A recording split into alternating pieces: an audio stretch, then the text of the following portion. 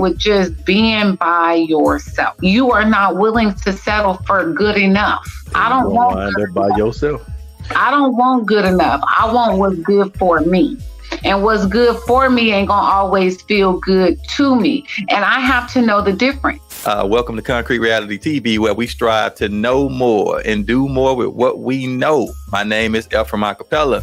I am your boy, Cutta. I'm your girl, Danny. And you know your boy, infamous K. Fred, sitting right here, ready to rock and roll. Let's pop it. Concrete Reality.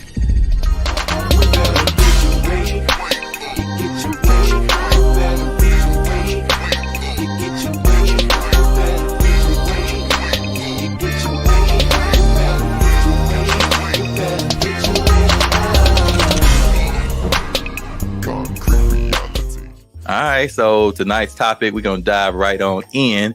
It is the dating matrix, the red pill or the blue pill. Do you want the most authentic version of people when you are meeting them? Do you want them to kind of put on a show, tap dance for you and bring that representative? What do y'all think? Red pill or blue pill? Danelle, you came up with this. What about you on these? The red, which one is the blue? Red pill is most authentic self, keeping it 100% as much as possible. And then blue pill is that watered down representative of people.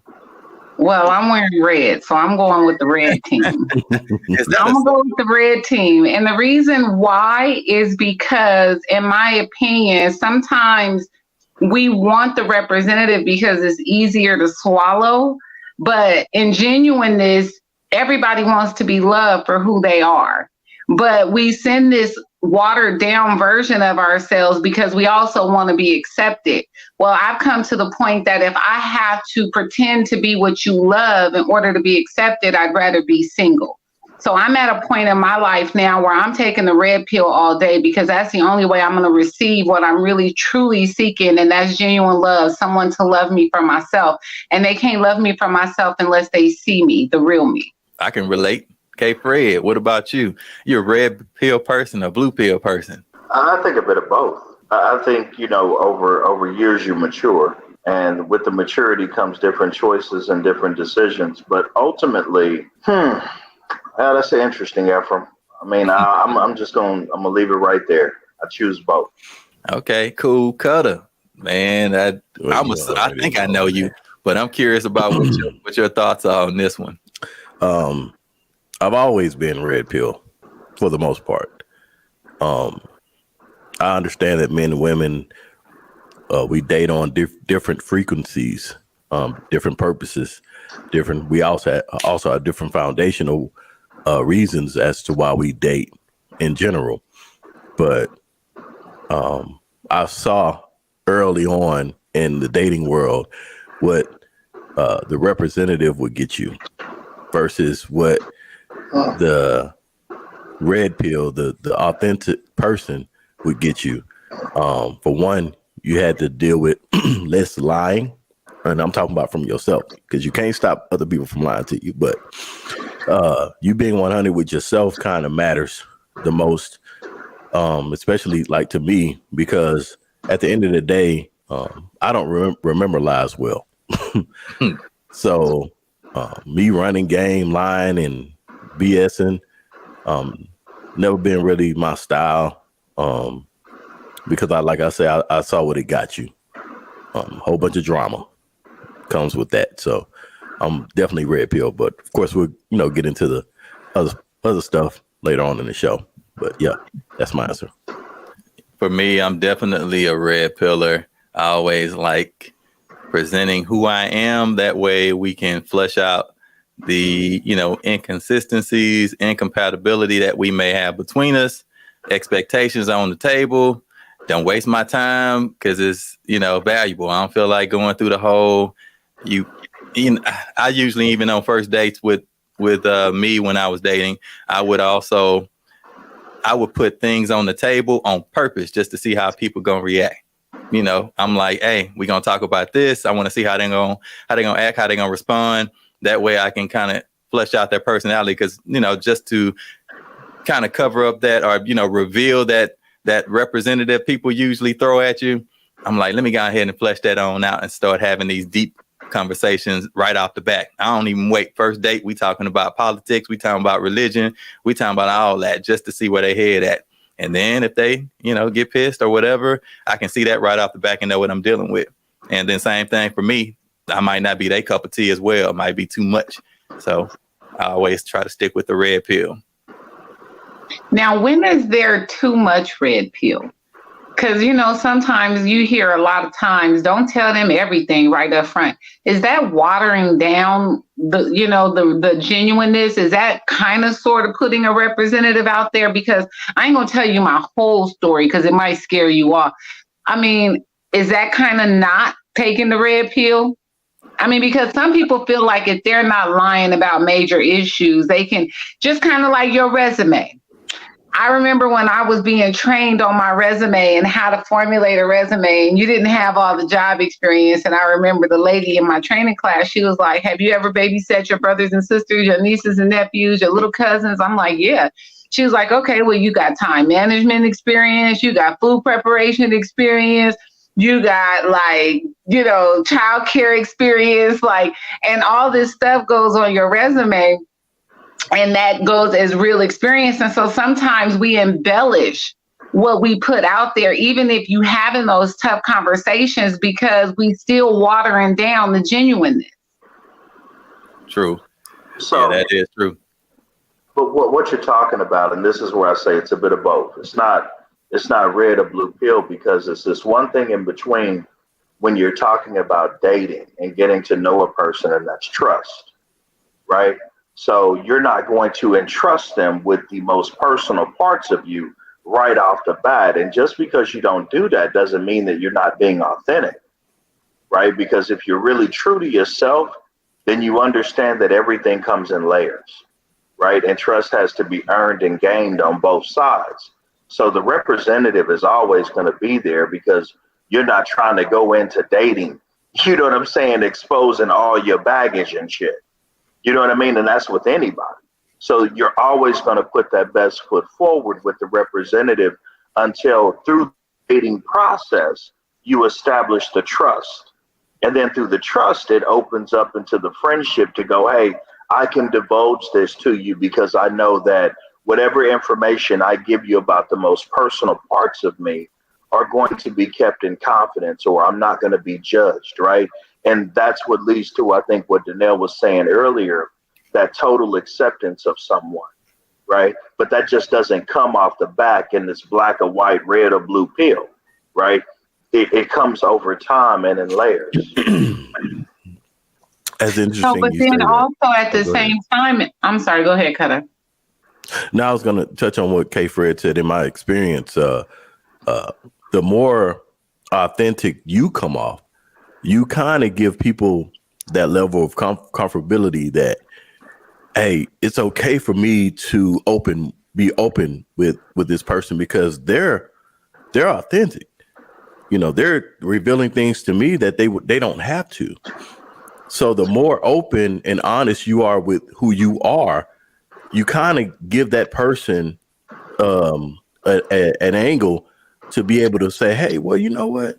I don't have to be as close with this person because this person does not come off as judgmental. They're not, ridiculing everything, every statement that I make. They're making fun of me. They're judging me. They're, poking. Look, how we poke at people sometimes. Oh, you said this. Well, I wouldn't do that. And coming off real snobbish, and that's what makes people closed. In my experience, that's just being more sociable. Yeah, I feel that. Yeah.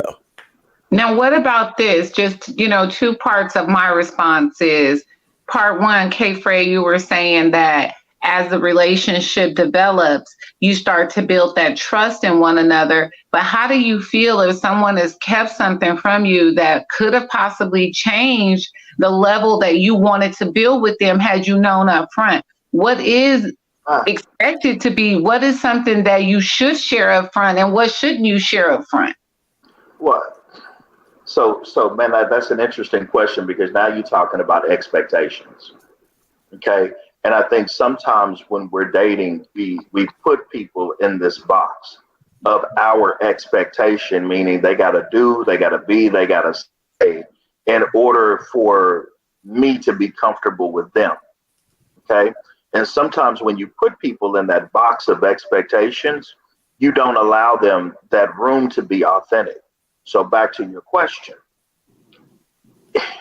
it's kind of like saying, if I have information, something that I want to share, that I need to share, it's not in your time, it's in my time, because I have to be the one comfortable to share it, right? Now, if you put an expectation on me as in I gotta have a time frame to share this with you, then that's you creating an expectation, and I think that's where it becomes a false expectation, because it's not something that's made for me, it's made for the benefit of you. So let's say that you're dealing with someone that maybe they have, maybe they still married. Maybe they going through a divorce and they're not technically divorced. Maybe they didn't tell you that they had kids. Maybe they didn't tell you they had an STD. Maybe they wanted to make sure you was trustworthy before they let you know that information. Would that be something that after I done invested in you and poured my time into you thinking we building, and I wouldn't have even done that if I'd have known I was getting into this type of situation? And then, it comes back down to like what Efrem was saying, like sometimes he throws those tough things out there just to weed out who can handle the story, who can handle everything that comes with me. I mean, which is it bad to do that? Are you running people away? Or is it wise to do that because you're weeding people out that can't really handle your whole story? All right, so let's go back to the first part of what you said, which was if they're withholding something from you that is not of integrity. Okay. The minute that that's divulged and you can identify that that's not of integrity, you have your answer right there, right? Just in that moment to identify you held something like I'm married. That's about integrity. That's character, right? Or I'm in a divorce, right? That's character. That's integrity.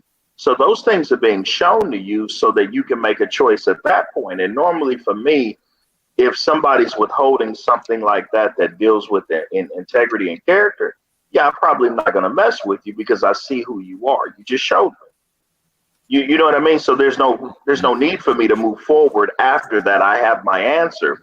But in the event that it's something personal to them, something that may have happened to them as a child, right, that they still struggle with today, or something about their family, right, that they may not want to divulge to you in the very beginning because that trust and that bond has to be there. That's different. Do you see my point? I do see your point, but also somebody might be ashamed about those other things. And integrity and expectations is built on the person, because the person that's withholding that information might say, if this relationship isn't going anywhere, I don't want this person having that information about me. Yeah, and there's nothing wrong with that.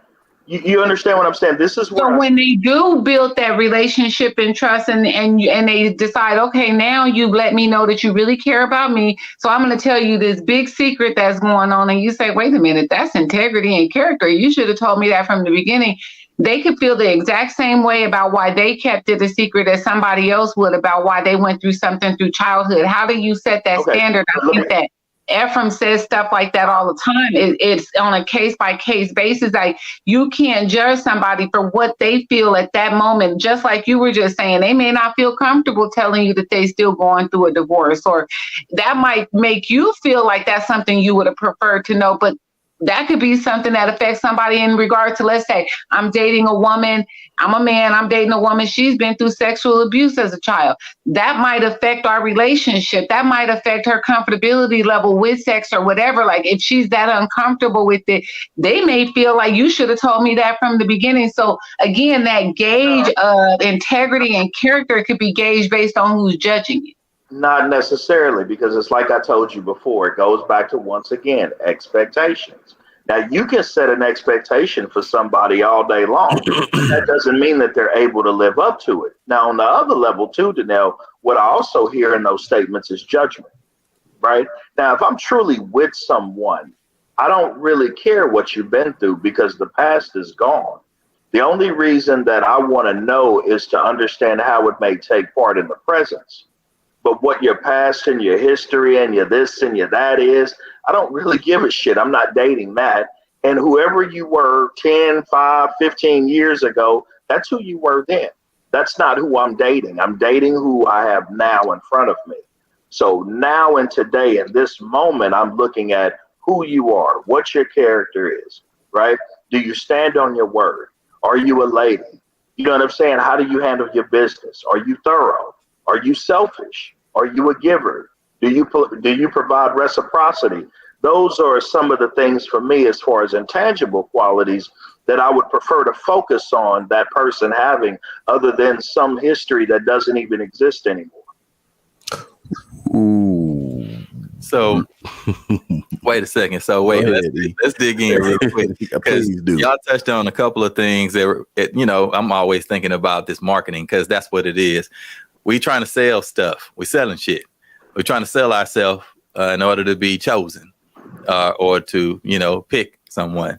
But the catch is with any brand, you have advertisement, branding. They don't put on, like we talking about Danelle. We talking about this on Sunday. They don't put this, these side effects on McDonald's. They don't put disclaimers on McDonald's. The commercials, they show typically a family or some kids, thin kids that's healthy looking. They look good. They don't actually show you the side effects of eating too much of that shit, eating too much McDonald's and fries and burgers and all that and soda. Is diabetes, high blood pressure, obesity, all this stuff kicks in, but they not finna show you that. It's the same thing with us. When you're dating, you're not trying to show all of these side effects that are going to lower your value on the market. You're going to try to actually, show this product, the advertisement, the delusion. You're selling the delusion in order to bring people in so you can have them purchase you, or you purchase them. You're trying to bamboozle them. That's the capitalism of dating. That's where we at. You treat yourself as a product. This is why they call it the dating market. Your value consists of what you do, who you are. Your past does matter. It is because at the end of the day, your past can come up and disrupt what we could possibly have in motion. They didn't make that statement, your past coming back to haunt you, for nothing. That's a famous quote for a reason, because we've all seen people's past come back to haunt them in the process of them moving forward in life.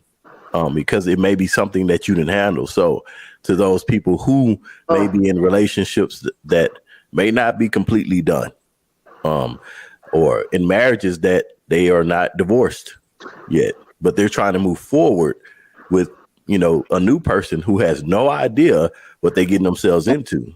But see, Cutta, what you're talking about there, that goes back to what I was mentioning earlier. That goes back to that integrity and that character, because technically, if you just coming out of a relationship, a marriage, or you're in a divorce, you need to be by yourself. You need to be going through some counseling, through healing. Same thing with Danelle when she was talking about young ladies that may have had sexual abuse. You don't need to be in a relationship if you haven't dealt with your issues. You know what I mean? Because when I come to a relationship, I'm talking about coming to a relationship healthy and whole, right? Whole mentally, emotionally, spiritually, financially, right? I have to be cut on all levels. And because here's the thing, to not be up to par in who you are is giving your partner less of what you are. And if you really love someone and you want to be with someone, right, then you want to give them the best version of you. So why would I come into anything not having worked on my issues? You know what I'm saying? Just for the sake of my ass is lonely and I want some sex or some companionship. And that's why you see a lot of these relationships, as we say, don't work, because most people are broken. And the fact that they haven't done the work to heal themselves, but you moving into a relationship or the next one, it leaves you open to repeat the same thing. And that's why most people continue. You see to go cycle to cycle, relationship to relationship, and going through the same shit. Why? Because the only thing that changed was the person. You never changed yourself so that you make different choices surrounding the action within the relationship. We all know in a perfect world, everything you said would be 100, but we know that, come on, this is the red pill part of this. But also, too, Cutta, let me also add, too, that that's assuming that they haven't dealt with their issues. They could have dealt with their issues and still not want to share it early in a relationship. Just because someone went through sexual abuse as a child doesn't mean that they never had therapy. Just because they don't want to bring it up and tell you about it doesn't mean that that's something that they are not being genuine about. And the same thing about their divorce. What if you're dealing with somebody that's been going through a nasty divorce for 5-6 years? They ain't been with nobody for the last 5 years. They've been working on themselves. You know what I mean? Just because the technicality of the divorce isn't finalized doesn't mean that they haven't done the work on themselves to be independent, to be whole, to be able to move on with their lives. So I don't think that that is the necessarily the definition of you're not ready to move on in a relationship because you have this baggage that you're still carrying and dealing with. But I do think it might be embarrassing for some people to not want to talk about it with somebody that they can't put those vulnerable feelings and emotions in the hands of. Well, that's what friendship comes into play. Well, and I always say this, and I've been saying it for years, developing a friendship over dating tends to work better in these predicaments. The reason being, dating is what gives you that representative. Dating is what gives you the lies. Because you have not developed a foundation of friendship. You haven't developed what we just were talking about, the trust with each other. You haven't developed anything. All you develop is the fact that you think, you both think y'all are attractive. Okay, this person thinks the woman is attractive. The man thinks the woman is attractive. The woman thinks the male is attractive. Let's date. Let's just jump right into the romantic pool and then hold each other. Instead of developing a foundation first to say, hey, let's establish a foundation of trust, honesty, loyalty, friendship, and then we can get into the romantic part. Romance ain't going nowhere. We know that. It ain't going nowhere. It's and there. That's why it shouldn't be a turnoff when a woman says, let's build something stronger before we have sex. And a lot of guys feel like, you're playing this game. You're playing this game with me. You're trying to hold out and this and that. But no, it's the same thing that you say. If it's too early to have the trust to share with you my intimate moments, it's also too early to share with you my intimate body. It wasn't too shit. We ain't going. No, well, you know what? Fuck it. Let's go there. Let's go there. It wasn't too early to share with the other dudes. You know what I'm saying? At the end of the day, don't get to me and play good girl. But people can get better every day. And when just because you made a mistake doesn't mean you couldn't have learned from it and decided that you didn't want to play that same field the next time. Hold on, because this is what we need to establish this first. Sexuality, dating, friendship, 3 separate things. I know people today, and we talked about this last week, who can have sex with each other and still be cool with each other. I know people today who have sex with their exes, their baby daddies, their baby mamas, friends, what they call sneaky links, what we were talking about last week, but they have no relationship, no nothing. They have a friendship, but they don't have any romance, anything like that. So let's separate the sex part. Let's, if possible, can we separate the sex part? Because when you start bringing sex into the equation, what happens is you eliminate the possibilities of the growth part. Well, see, that's what I'm talking about. And I'm not talking about random sex that 2 adults have agreed on.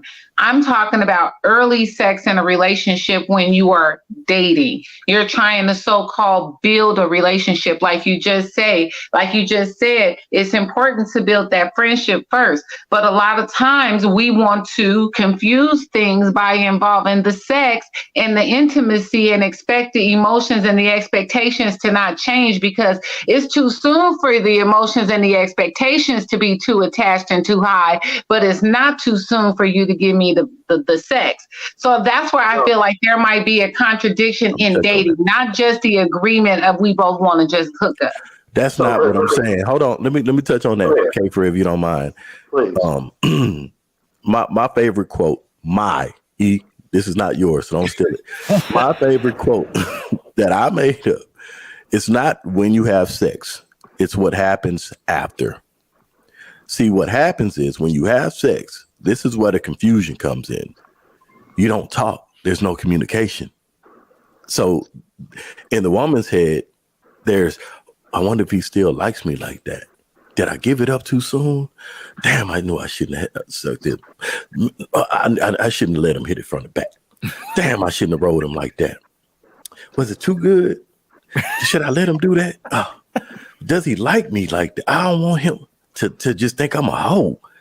Well, in a man's eye, he could be thinking anything. He could be thinking, man, I knew that connection was dope. You know what I mean? The sex just made it better. But does he communicate that to her? Does he call her the next day? And do they have that conversation to say, hey, you know what? I know we had sex. We probably would think it's premature, but we're grown. We're grown adults. You got kids. I got kids. We done had all kinds of, but look, let's talk about it. Let's communicate this. Let's open the lines of communication so we can talk and get on the same page as to where we're going from here. I think that would be a good, mature thing to do in a relationship. But Efrem, we were just talking about this on Sunday. A lot of times, men and women, we have these expectations of women might say, I want a chivalry, a man that knows chivalry and was trained to be a chivalrous man. And I want him to be a provider, and I want him to be a good father, and I want him to be affectionate, and all this and that comes with that old school idea of the good man.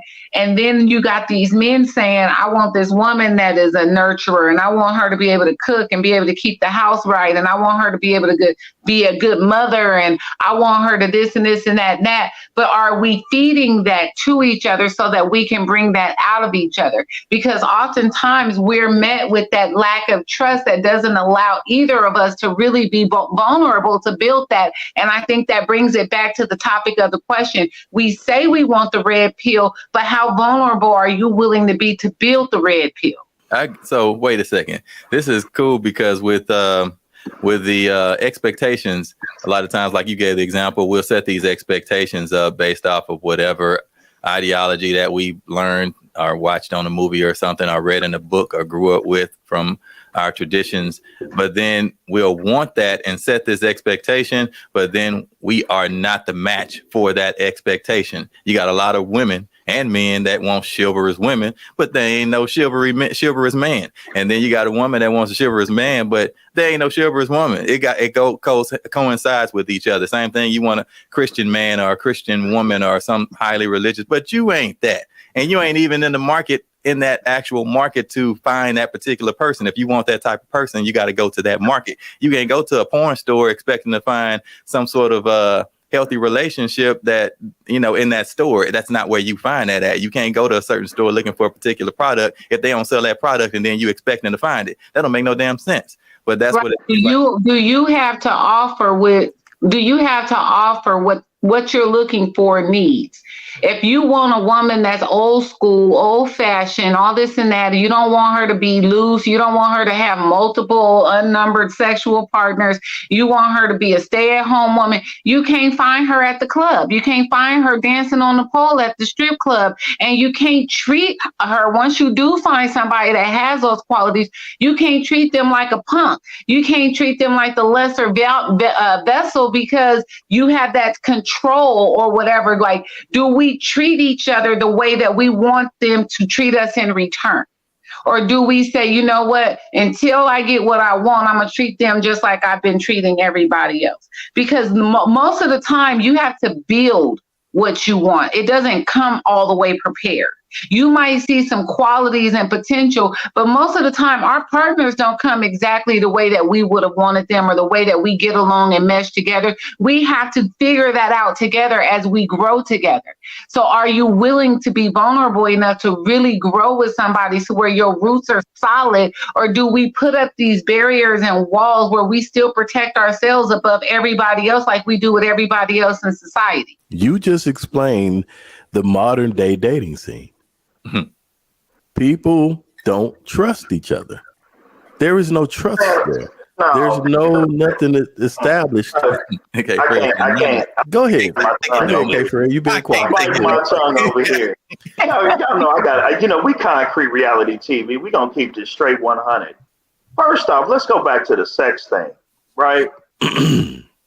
Introducing sex in a relationship in the early moments of dating someone, you just remove dating from the whole premise. Now the focus is on sex. It's not about learning you. I'm learning when we gonna do it again. That's it. That's the focus. And then I'm learning you in mishaps along the way while we're having sex to find out once I'm tired of having sex with you, I really don't like your ass. Okay. Number two, when you look at people, man, Danelle, I can't go with the Pollyanna. You know me. When you see people, like Maya Angelou said, when somebody shows you who they are the first time, believe it. There's always signs of a person's character and who they are and how they're handling their shit. You can see whether they have integrity. You can see even from the simple part of going out with her. Does she know how to read the menu? These little expectations that you set for people that I talked about earlier that we all go by, right? You can see if they fit that paradigm or not from the very beginning. But here's what you said, Danelle. No, he may not have it all, but I can work with him. We can work together. No, ain't nobody working with nothing to build nothing. Either you coming to the table with everything you need, or you need to go keep working on yourself. But that's where women fall into this whole delusional shit. Like they want a project, like they making up a Barbie doll or something. I want to make this nigga into what I believe he can be. No, he is what he is. If that nigga was trifling when you met him, you ain't not gonna not make him trifling. If he ain't a gentleman when you met him, you're not gonna turn him into a gentleman. Only he can do that for himself. But that's the problem, I think, with this whole dating thing that we have now. You get into it based on the sex. Then the women are over here going, well, I can change him. I mean, he got some good qualities. No, bitch, he don't. Sorry. Well, I agree with that 110% because I tell people and women all the time, when you're presented with a partner or a suitor, you have to ask yourself, if they never changed anything, could you live with them for the rest of their life as who they are today? So I'm not saying change anybody, but what I am saying is looking at the assets that they bring to the table. Do they complement where you're trying to go, your purpose and your assets? No, nobody is perfect. I didn't say I was changing anybody, but what I am saying is we have to mesh together, because I could live in the household with my brothers my whole life or my siblings, and I'm gonna still have disputes with them because nobody is exactly alike. Nobody's gonna agree on everything.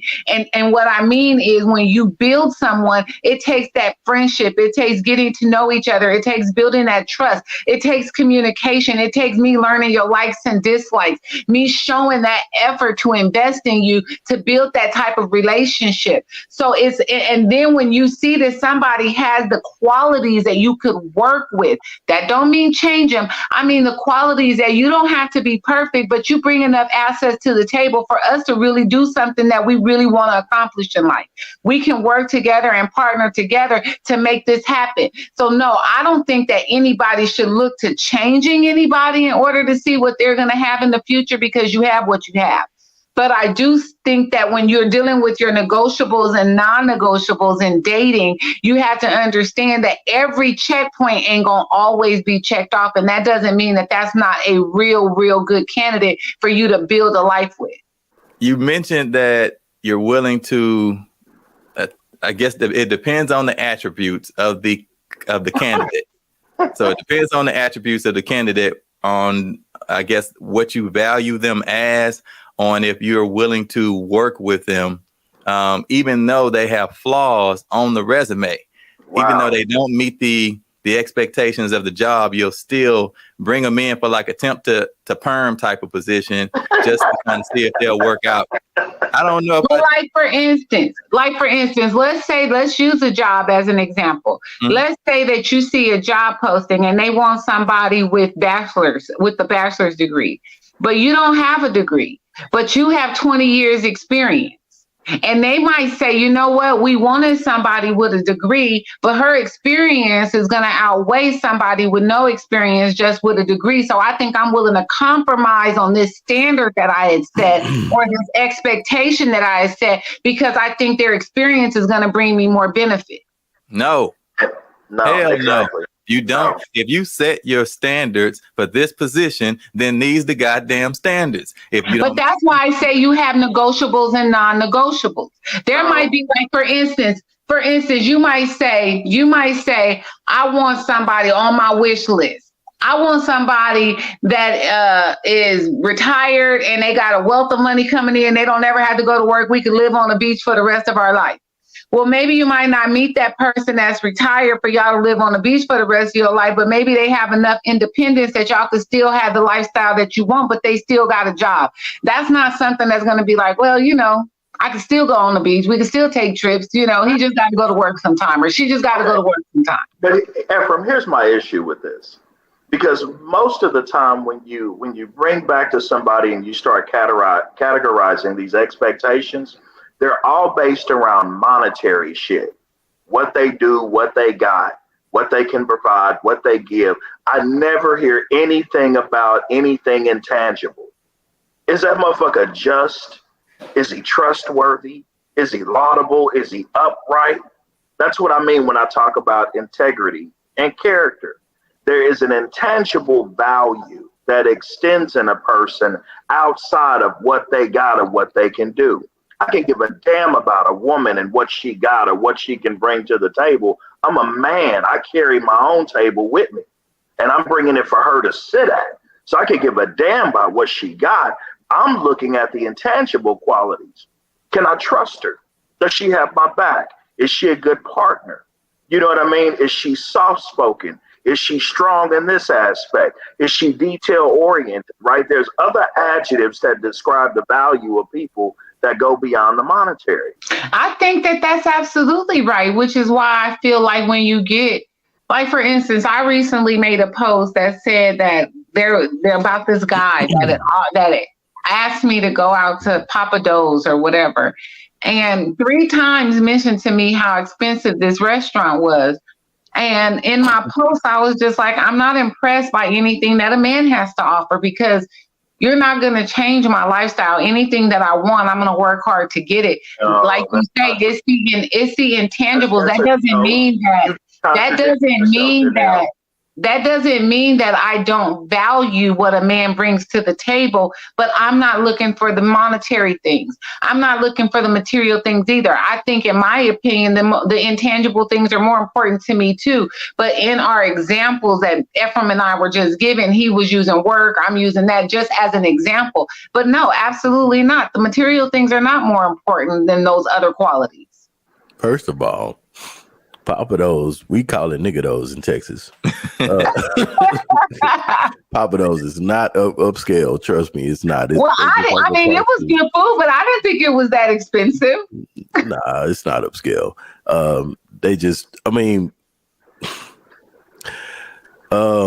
I'll say this. Like I said, women and men have different foundational purposes for dating. And it depends on the man. So you have men out here who really are seeking wives. You have men out here who are seeking sex. You have men out here who are seeking developing a true friendship to evolve into a relationship, hoping for marriage. And you have women on the opposite side who want the same thing. The problem we are running into, but I go back to the red pill part, is the honesty part. Who are you and what are you looking for?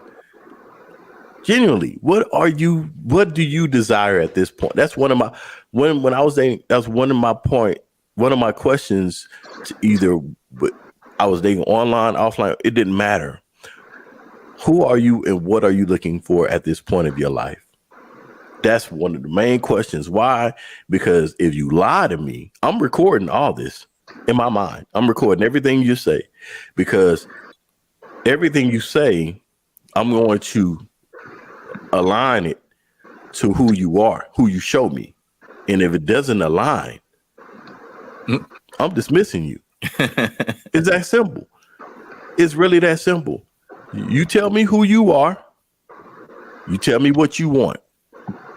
And if it doesn't align to your reality, in my eyes, we're done. We ain't got to talk about it. It don't matter when we have sex, none of that stuff, because I'm not bringing sex into that equation. If we have sex, that's a whole nother ball game. We'll talk about that later. But it's still, even after sex, the question still remains the same. Who are you and what do you want at this point of your life? What do you desire from me? I think that's important, Cutta, because that comes back down to you being comfortable with looking at yourself, doing some self-reflection, like what K. Fred was saying. Make sure you've done the work, going through the healing, make sure you're whole. Because when you reach that point independently, you don't want to water yourself down just so that you can present yourself as what somebody else is looking for. I don't think that when you genuinely love yourself and you're whole, you're willing to pretend to be something else just so that you'll be what somebody else is looking for. You mentioned, Danelle, we have these dynamic expectations that you have for a candidate, dating candidate, and then you have these fixed ones. So I get that you have the ones that are movable. They're not just fixed and static. You can move them, a little bit, give or take. It's not something that will I'm going to throw someone out. It's not a deal breaker. Yeah, it's not a deal breaker. Perfect phrase. It's not a deal breaker. But you got some other ones that's supposed to be fixed. And you said, I got to have these qualities. And K. Fred, you touched on that. It could be abstract. It could be the mental, that personality. Or it can be something that's, physical, some sort of physical characteristic or some action that they do.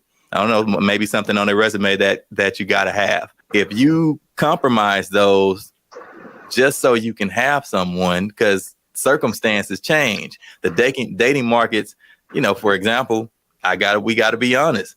Women in the dating market, it sucks because, the population is way, way off kilter with what you have to choose from. So you have these, if you put these men, this certain man, this Barbie doll, Ken doll in this perspective, and you say, hey, I got to have this, I got to have that, I got to have this, and he got to be a particular ethnicity or race, then you just knocked yourself into this box of quality over quantity, because you can have something to choose from, but it ain't going to be quality because you just keep narrowing down your expectations. So I'm like, is that why women seem to compromise and willing to take on these projects, like K. Fred said? They take on these extravagant projects where we looking from afar and saying, how you fall for that? And then in her mind, she was like, cause I thought I could change him into what I wanted. But like, that ain't him. You went to the market and picked this dude. That's what he showed you. And then you thought that he was going to change. Because why? Was it because you're lonely? In the modern day, I think, honestly, from a woman's perspective, I think that really what it is it boils down to a non-gender issue. Lack of self-love, lack of self-confidence. And I think that whether you're a male or a female, when you are not content totally with yourself, there is a fear of being alone. Number one, you might be dealing with a woman who feels like she's getting up in age. She want to have children and she want to have a family. A man doesn't deal with those thoughts because my grandpa made babies into his 70s. So it's like some things that a woman deals with when she's starting to get a little bit older. Men doesn't always face. Sometimes they may, but they don't always face. But also because it just boils down to the fact that people are not content with themselves. People don't want to be left to themselves with their own thoughts, to self-reflect, to see where they can improve themselves. So they time feel, they void feel. Instead of focusing on what I need to focus on, building what I need to build, I'll go out and go out with my girlfriends, or I'll go shopping, or I'll fill that space with something else. But when you really get content with just being by yourself, you are not willing to settle for good enough. And I don't want wind up by yourself. I don't want good enough. I want what's good for me. And what's good for me ain't going to always feel good to me. And I have to know the difference. I have to know where I'm going. I have to know what I need to get there. Am I going to need an airplane? Am I going to need a boat? Or am I going to be able to get there by automobile? And I think that ties back into what Kay Fred said. When you're whole and you know yourself, you know what ain't a good fit for you. And so you're not willing to settle for less. You're not willing to dummy down your standards for something that you know ain't going to make you happy in the long run. You'd rather be by yourself. Why? Because you're genuinely happy by yourself. And if you don't find yourself happy by yourself, like Kay Fred said, you're not ready to be in a relationship anyway. Because you're not in a relationship because you have something to offer. You're in a relationship because you need them. You need them to validate you and make you feel like you're worth being paid attention to or loved or whatever. Well, ain't that relationship? Ain't that wait. I'm sorry. We're getting away from the general aspect of relationships, and like bottom line, why were relationships between women and men established anyway? It's the fact that we do need each other. It's not that we don't need each other. We need each other whole. You don't need a broken woman who can't offer you what you need in a relationship from a woman. You need a woman that's going to come ready to fill her shoes and fill her role and do her job and be happy to do her job.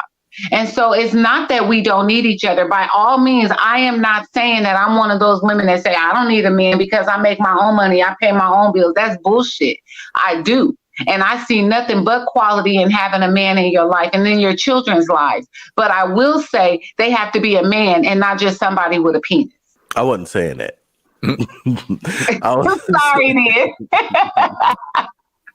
I was saying basically that I understand that we are living in a society that promotes that we don't need each other, but of course we do. We complete each other.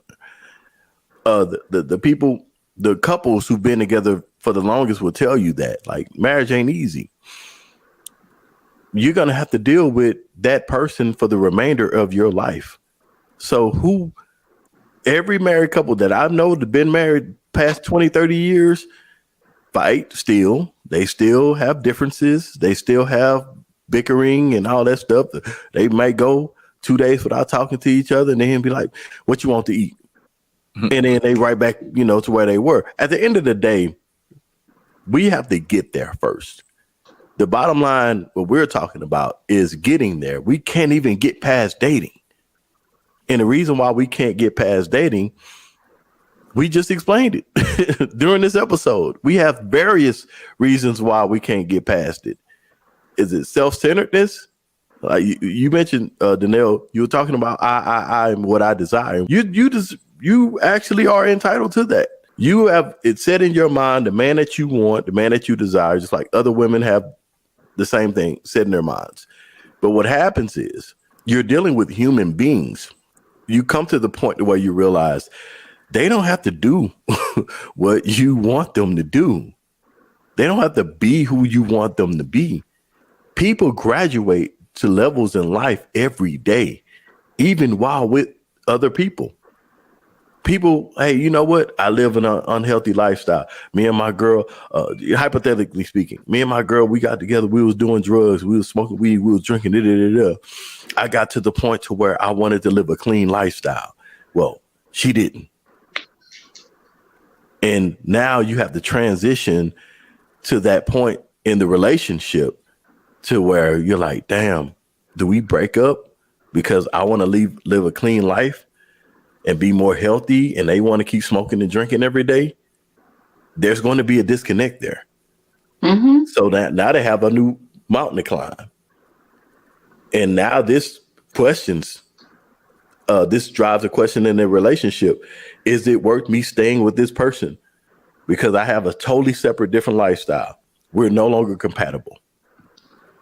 So one of the things, there's a book. Sorry, I went there. Go. No, I love that. I love that, Cutta. You make a great point because there's a book by Khalil Gibran, one of my favorites, and it's called The Prophet. And one of the things I love about his writing in this book, because he deals with relationships from an individual approach, meaning you're whole in yourself. She's whole in herself. So there's a passage in there that says, we both have loaves of bread, right?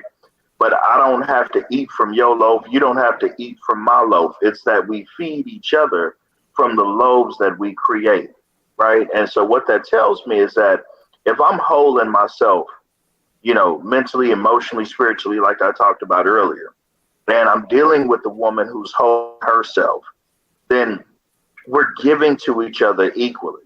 And that's what brings reciprocity. That's what brings true growth, because you're not feeding off of me like some fucking parasite. You know what I'm saying? Right. We're able to give to each other equally, and that is balance.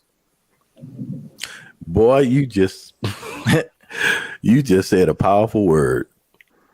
Balance. And that's why we have to be whole in ourselves before getting into a relationship, or else you're a parasite.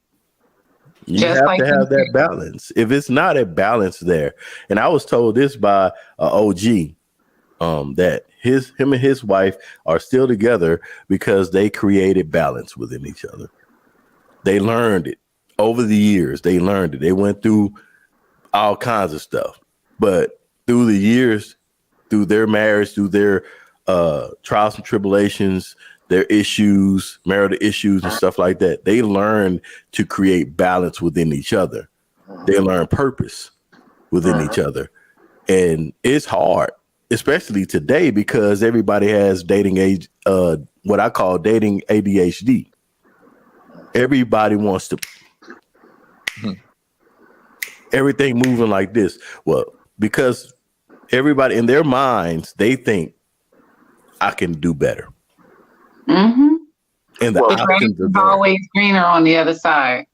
My grandfather always said, I don't care who you with, there's going to be a day that you better see them going than coming.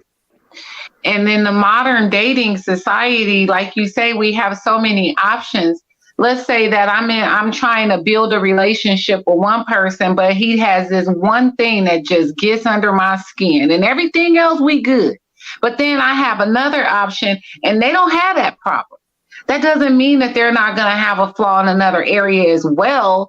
But sometimes we look at fixing or getting out of the situation we in into something that doesn't have that issue, and we end up getting into something worse. My question is this. When we're dealing with that type of mindset and modern dating, thinking like that, thinking that I'll just get something better, or I'll just get somebody that don't have this issue or whatever, knowing that there's going to come a day that no matter who you deal with, you're going to rather see them going than coming. How do we get beyond the replacement mentality to building no matter what mentality? Because like you say, are we really wanting the red pill? We say that's what we want. We want that type of loyalty. We want that type of connection. We want all that. But are we putting up too many barriers to actually take that red pill? And so we keep swallowing the blue one. All right. So let me answer that for you, Danelle, because this is what, and I guess we can end it from where we began. And that's why I said it's a bit of both. Because you're always going to have the representative in the beginning for both people. It's going to be the experiences together that will determine if you're getting the most authentic person. If you even get to even have that authentic person, because like you all just described, somewhere in there, they may just dip on you, right? So you never really get to know who that person really is. It's only over time, and it's only through experience that you really get to see the truth in one's authenticity. Other than that, you're always dealing with the representative. But then if that's the case, back to my question, are we dealing with the representative because we are afraid that they might bounce on? You're going to deal with that representative, Danelle, until it comes over time. Like we've described in the show, like Cutta said, until you build the friendship, right? First part. Then until you take the time to want to get to know somebody just for who they are without your expectations in between, right? There's layers to building to the authenticity. It just doesn't come right there in the beginning. Ooh, I got an authentic person. No, you only know that over time based on things that you're going to go through. You know what I'm saying? If you can say she's a good woman because she ain't never been put to the test. You can say he's a good man if there's nothing to put him to the test. It's the experience within the relationship that will determine their character, their integrity, and truly who they are authentically. Now, here's the funny part. It doesn't matter whether you like it or not. That's still who they are. Now, whether you can accept it or you can't, that's still no reflection on the person because that's just what? Who they are. Yeah. Right. It's a reflection on what your negotiables and non-negotiables are. And well, wait a minute. But here's the dangerous part about that. When you start talking about those expectations of negotiables, non-negotiables, your train of thought, and I'll just say this from my own personal example.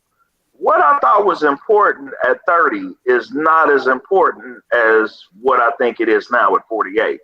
So my negotiables have changed based on what? Once again, that experience through life. Yeah, circumstances. Right? And the circumstances, exactly. So I have to be careful with placing negotiables or non-negotiables on people when, like Cutta said earlier, everything is ever evolving and changing. Do you see?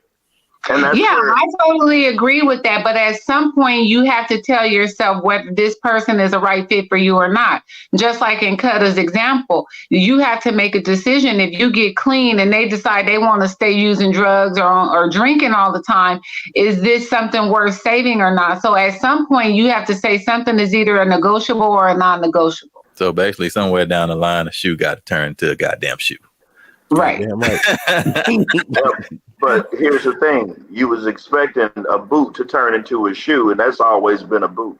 Oh, no. Well, not necessarily, because sometimes when you're in the initial dating process, that's what I'm saying. When you're saying this is a fit for me, this isn't a fit for me, that's saying I could work with this is negotiable, or I can't work with this is non-negotiable. For instance, if I meet somebody and they don't like kids, that's a non-negotiable. I like kids. They go home. They go home. When they go home. I love when they go home. I play with you and everything. I play with you. Hey, what's up? Let's throw the football. Let's play basketball. Let's play with the toys and all that stuff. Hey, when your mama coming to get you? Yeah, we appreciate you guys. Make sure you like, subscribe, and share our content. We thank you for your support. And yeah, we out. As you can see, I was raised in the street.